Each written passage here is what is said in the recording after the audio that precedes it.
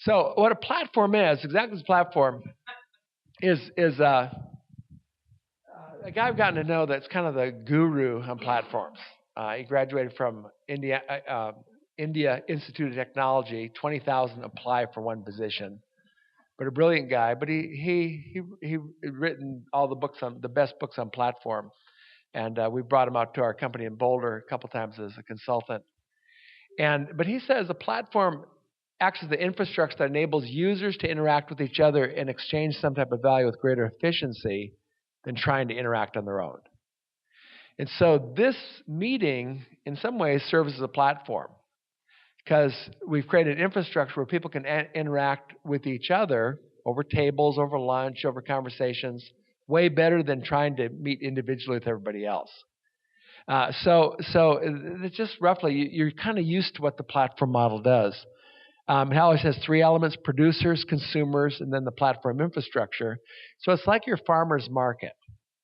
The difference is that farmers markets are dumb markets. So we have one, and this is one in my town. And you go there one week, and I'll say, well, I'm going to get some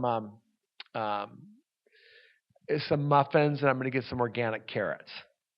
And I go there the next week, and they don't know anything more about me than they did the week before. If they knew something about me, what my buying habits were, I might get suggested as soon as I walk into the space there, would you like some organic carrot muffins? Oh, that kind of would, you know. And so what happens is that platforms can learn and offer up better stuff more effectively. So platforms are super adept at helping change lives, helping people grow, because all churches have the same four core functions. If you don't think about it, but all of us do these same things. We connect with people. We want to know people. We want to match them to opportunities. We want to catalyze them to growth. So as a pastor, what happens, you'll meet somebody in the lobby after church they haven't seen, and you've connected with them. And then you begin asking them a series of questions to get to know them. Are you here with your wife? Oh, yeah. But she's just picking up the kids from the nursery. How many kids do you have? Da, da, da, da, da. I haven't seen you around here. Are you new to town? Yeah, we just got transferred, and I work for such and such. So the more you're learning, and you're looking to a question until you can find a match. Well, would you guys be interested in a home group or something? Well, actually, that's why we're here. Well, what neighborhood are you? Fred, come over here. And you make that match. And when they act upon that, you've catalyzed them. Right? Isn't that what you do? So every institution that's involved in people-changing business always does those four things: connect, know, match, and then catalyze. And so what happens is that's the best thing. That's what platform spaces do. A lot of that went on just today. As you're getting to know each other, you're looking to who that person needs to meet, what opportunities they need to have, how can you help them or how they can help you. So in platforms, producers or creators and consumers, beneficiaries are not different people, but they're different roles that people play. Sometimes we act as producers, sometimes we act as consumers. So value is created and scaled when customers become producers. And so like this, so if you've ever read in an Uber, on your receipt it says, do you want to be an Uber driver? If you stay at Airbnb, it says, do you want to rent your place? If I buy something on eBay, I easily learn how to sell something on eBay. In a city where I'm served, that how quickly can I turn around to serve somebody else? So again, it's not roles that people have. It's not people that are just some people produce, some people consume. But the whole idea is that scale is achieved by how rapidly you can turn consumers into producers. Okay, over and over again. So the guy I work with in Boulder, Scott's a real serial entrepreneur, started several well-known national businesses. But as we're working on a digital platform, but he says a well-architected platform is adopted for self-interest, releases or leads to collaboration and releases the power of the collective.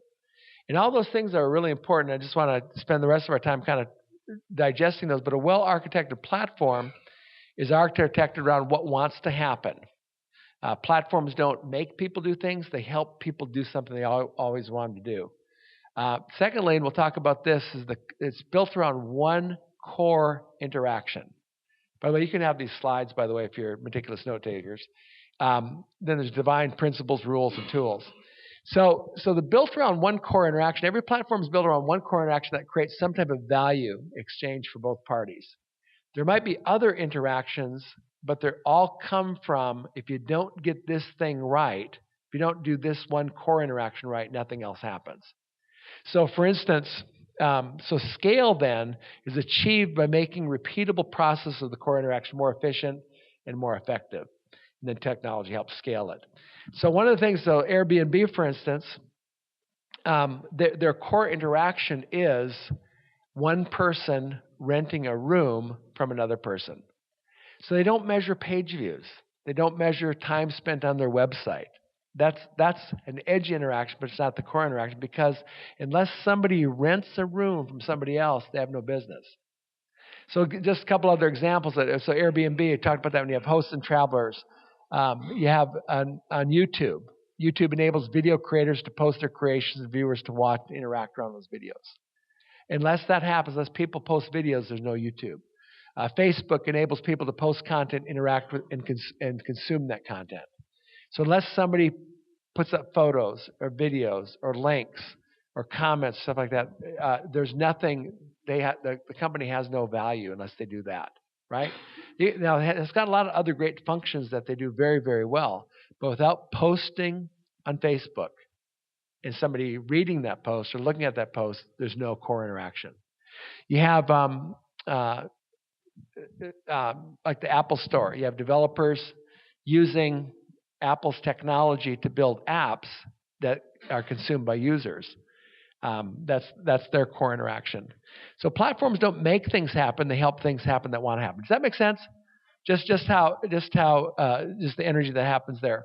So the goal of the platform is to amplify the effectiveness and outcomes of every single participant that's on the platform. So around your table, if platforms are built around, if there's something that we're trying to scale, let's take a stab at this. What was the core interaction that Jesus was trying to scale? What did Jesus say? If they do this one thing well, everything else will fall into place. If they don't do this thing, it doesn't matter how many other things they do. If they don't do this thing well, what is it? So to our tables, what is the core interaction that Jesus was trying to multiply?